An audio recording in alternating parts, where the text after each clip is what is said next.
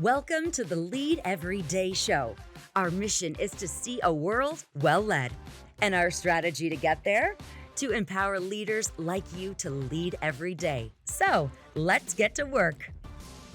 The music's thumping. It is day 3 of season 3 on the Lead Every Day show here. I'm excited. Randy Gravitt, Mark Miller. and we are answering some questions from leaders. And the last couple of days have been fun to hang out and talk about some of the stuff that we have. If you've missed those episodes, go back and check them out. I think these leadership questions that you've been submitting, actually Justin gave us one for day 1. So if you missed that, go check that one out. It's a good one. What can we not delegate? Some of you may be delegating some things, but there's some things we should stop doing. We talked about that yesterday. Today, we're going to jump into a question that came from a young leader, and I love this question. It's, what can I do to grow in confidence as a young leader? I think it's a great young leader question, but I think it's an all leader question. Yeah. I know leaders of all ages that lack confidence, and so let's see if we can help them. I think we can help them today. So let's dive into it. I hope you're good today. Yeah, I'm good. Let's jump in. So what are some things we can do to grow in our confidence? All right, I'll kick it off. I'm sure you've got a list. I got a few things here. This may be a blinding flash of the obvious, but competence builds confidence. Yeah. And so I would say keep learning and growing, which is actually how we ended yesterday. What we talked about. And as you get more proficient, you should be more confident. I mean, again, I know that feels obvious, but some leaders who lack confidence, they haven't done the necessary work to build confidence. Yeah. I was going to say preparation. I mean, I think that competence comes from practice. It just comes from practice after practice after and practice. Just time on task, just getting ready. When you got a big meeting, do you prepare for the meeting, or do you try to walk in there and wing it? Yeah. Let me get to a quick story, and I'm not suggesting this is your answer, so I'm not trying to project here. But when I would go into budget meetings and I had to make a pitch and present sometimes tens of millions and hundreds, I mean, lots of millions of dollars. And I had to pitch to the men and women who would approve it or line item cut it. I would try to write down 50 questions that I thought they would ask. And I would go to my team and we would together find the answers to those 50 questions. And my hope is that they wouldn't ask any of them. But if they did, I was ready. And I had a really good batting average on getting budgets approved. And I think I'm not smarter than anybody else. I'm not as smart as most of the people in the room. But we did that pre-work. And we might invest tens and scores of hours anticipating and answering questions. I walked into those rooms pretty confident. And I'm not sure I ever got stumped. Well, I was going to say, didn't you? I think you told me one time that there was never a time you were asked a question that you hadn't already asked yourself before the meeting. I think that may be one or two exceptions. But I'm just like, you're because I put myself in their role, and I think, what are the questions I'm going to ask? And then I thought about, what would the marketing people ask, and what would the ops people ask, and what would the human resources people ask?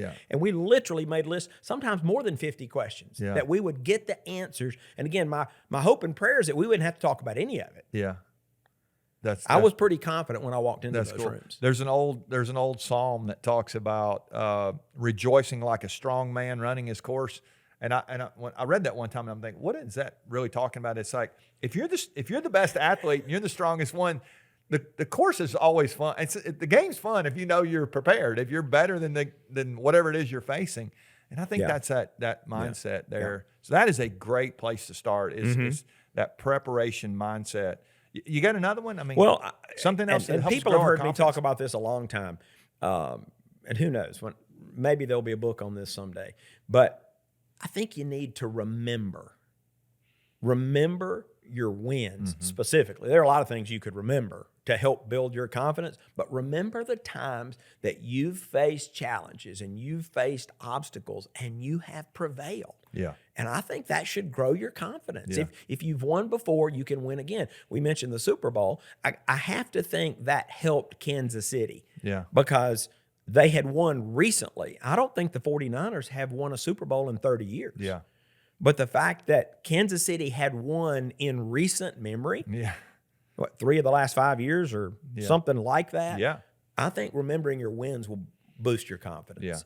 That's good. Okay, so I'm gonna. Here's one. I think if you're gonna improve your confidence as a leader, one of the things you got to do is lead something.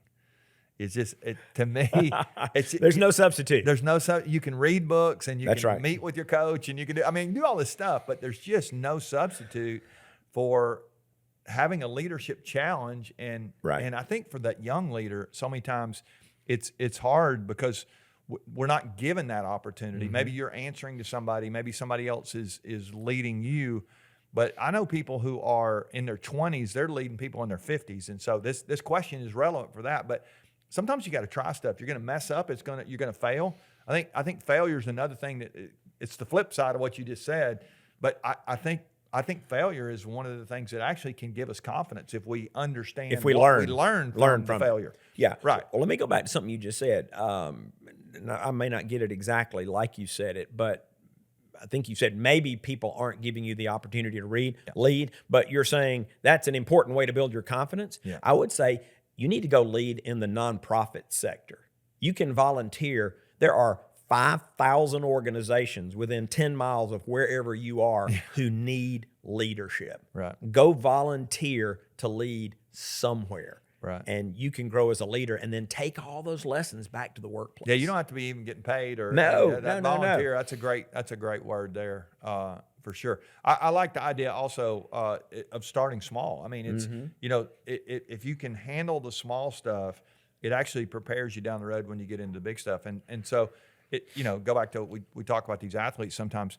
I think practice they're running through those drills and it goes back to a little bit to what you talked about earlier, but if we're able to execute in this environment, it's going to be more likely that we can handle it when we get to a bigger environment. But if we've not done that, there's an old what's the word? The word responsible. But I heard somebody talking about it one time. It's like it's the ability to respond, response able. I mean, I like that.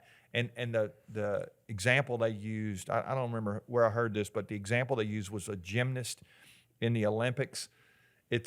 They're on that balance beam. If you take the balance beam, they're on the balance beam and they're flipping through the air and sticking landings and doing flips on a. I mean, have you seen those beams? I've seen them. They're tiny. I mean, and they're off the ground. You did know that part. Like, I do know. You know how I don't like heights. That seems it's probably 3 or 4 feet off the ground. It's too high for you. It's too high for me for sure. I don't even like stage. I mean, it's like this is kind of high, and it's pretty narrow, but thousands of hours when there weren't lights, there weren't cameras, there weren't Olympics, and they're falling off, and they've got a coach and somebody supporting them, and they got mats and all that kind of stuff. They're able to respond down the road because they have been responsible to practice and prepare, and to try and to fail and to get back up, and now they can handle it. And we see greatness when a gold medal is given, but there's a lot of pain that went into to that gold for sure. So let me share one more.